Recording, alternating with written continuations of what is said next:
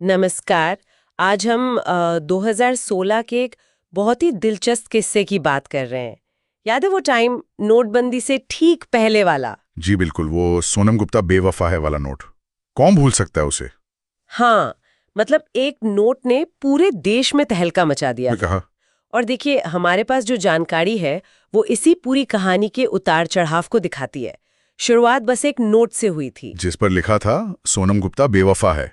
और सबसे मजेदार बात, किसी को पता ही नहीं था ये सोनम गुप्ता है कौन। हाँ, यही तो। सब बस अंदाजा लगा रहे थे, कहानियां बना रहे थे। हर कोई जानना चाहता था कि आखिर माजरा क्या है। फिर कहानी में मतलब एक मोड़ आया, जब कोई सोनम गुप्ता सामने आई। जी, और उसने कहा, मैं बेवफा नहीं हूँ, मुझे गलत समझा गया है। बस इसके बाद तो जैसे आग ही लग गई। बिल्कुल क्योंकि अब कहानी को एक चेहरा मिल गया था ना। पहले तो बस एक नाम हवा में था। सही बात। और फिर एंट्री हुई उसकी, सोशल मीडिया किंग राजा रघुवंशी की। आहा, राजा रघुवंशी। उसका वो डायलॉग बड़ा चला था, जिसे सब छोड़ दें उसे मैं अपनाता हूँ। अरे हाँ, और उसने तो सीधा टिकटॉक पर सोनम को प्रपोज ही कर दिया। वो भी क्या कहकर, तू बेवफा सही, मैं माफ करने वाला हूँ। मतलब गजब का ड्रामा। वो वीडियो तो फौरन वायरल हो गया था। होना ही था। और फिर देश बढ़ गया। कोई कह रहा था सच्चा प्यार है, कोई कह रहा था ये सब पब्लिसिटी का खेल है। हम्म। तो क्या हुआ फिर? सोनम ने मान लिया प्रपोजल? हाँ, लेकिन कुछ शर्तों के साथ। और फिर तो शादी का ऐलान भी हो गया, कार्ड भी छपे थे। अच्छा, कट पर क्या लिखा था? कार्ड पर लिखा था, अब सोनम गुप्ता बेवफा नहीं रही। क्या बात है, मतलब कहानी का एंडिंग अच्छा हुआ। ओ, कहानी इतनी सीधी कहाँ होती है आजकल। पिक्चर अभी बाकी थी। अरे, अब क्या हुआ? ट्विस्ट तब आया जब राजा की एक्स गर्लफ्रेंड सामने आ गई। ओहो। और उसने कहा कि राजा खुद ही धोखेबाज है। बाप रे, ये तो मतलब पूरा मामला ही पलट गया, एकदम हाँ, रियलिटी शो जैसा। बिल्कुल। और बातें तो यहाँ तक होने लगी थी कि एक रियलिटी शो बनाया जाए, जिसमें वो नोट, सोनम, राजा, एक्स गर्लफ्रेंड सब आमने सामने हो। सच में?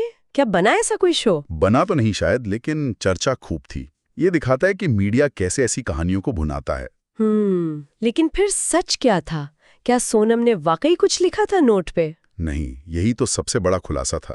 कहते हैं उसी दौरान, शायद शो की बातचीत में ही, सोनम ने साफ कहा कि उसने किसी नोट पर कुछ नहीं लिखा था। तो फिर? किसी और ने शायद मजाक में या पता नहीं क्यों उसका नाम इस्तेमाल कर लिया था, उसे बदनाम करने के लिए। ओह, तो मतलब वो बेचारी तो बेवजह ही। हाँ, और तब राजा को भी शायद एहसास हुआ कि वो जिसे माफ करने का हीरो बन रहा था, वो तो बेवफा थी ही नहीं। इस पर सोनम ने क्या कहा? सोनम का जवाब भी बड़ा फेमस हुआ, नोट फटा, रिश्ता बचा। वाह, क्या बात है। हाँ, और फिर दोनों ने शादी कर ली।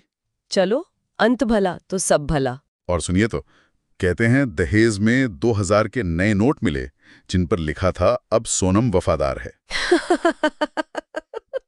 ये तो कमाली हो गया। ये पूरी घटना जो है ना, ये दिखाती है कि सोशल मीडिया के दौर में चीजें कैसे काम करती हैं। एक अनाम सी बात, एक मजाक, कैसे रातों रात एक राष्ट्रीय मुद्दा बन जाता है। सही कहा। सच कहीं पीछे छूट जाता है और ट्रेंड ही हकीकत लगने लगता है। बिल्कुल। और वो राजा रघुवंशी, वो अब इंस्टाग्राम इन्फ्लुएंसर है। अच्छा? जी, और उसका कहना है, true love starts from trending tags. क्या कहने, मतलब ट्रेंड से शुरू हुआ प्यार। हाँ, ये अपने आप में बहुत कुछ कहता है आज के ज़माने के बारे में। कैसे शोहरत, रिश्ते, सब कुछ वायरल ट्रेंड से जुड़ गया है। ये वाकई सोचने पर मजबूर करता है। बिल्कुल। और एक अहम सवाल भी खड़ा करता है ना, कि इस डिजिटल दौर में जहाँ कोई भी कहानी इतनी तेज़ी से फैल सकती है, बदल सकती है, हाँ। तो ये जो ऑनलाइन पहचान हम देखते हैं लोगों की,